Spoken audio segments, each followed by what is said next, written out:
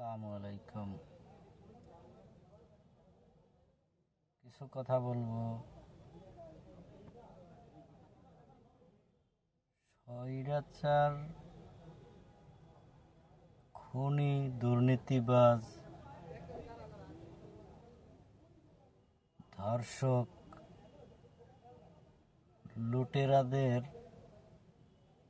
যে সম্পদ ধ্বংস করা হয়েছে সে বিষয়ে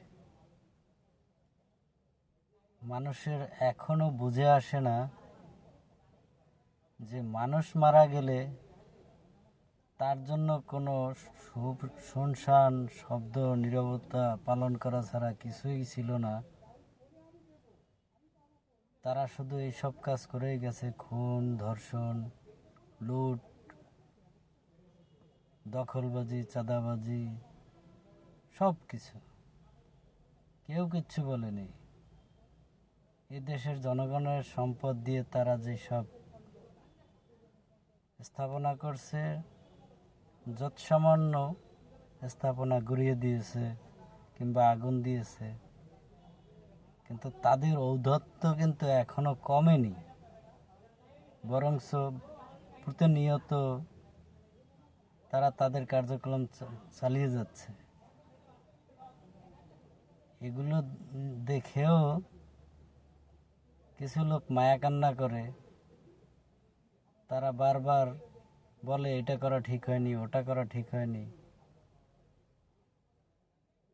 আরে বাবারে, কি করেছে? দেশের সম্পদ তারা যেভাবে নষ্ট করছে, দেশের মানুষকে যেভাবে খুন করেছে, মায়ের পেটের বাচ্চাকে গুলি করেছে ছাত্রলীগ,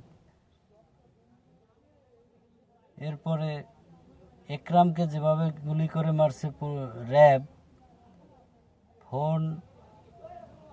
ফোনে কল বাজতেছে, কথা হচ্ছে, তাকে বকা দিচ্ছে, তার সন্তানরা শুনছে, তার স্ত্রী শুনছে।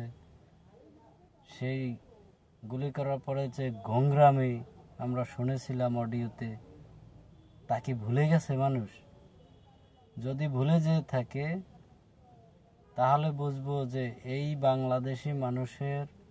বাংলাদেশের মানুষদের রক্তের কোনো তেজ নেই। এরা তেজহীন রক্তের মানুষ। যেমন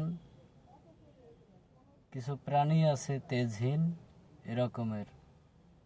আর এই রক্তের গরম যদি থেকে থাকে তাহলে সব সময় আগুন লাগার মতো অবস্থায় থাকতে হবে। এই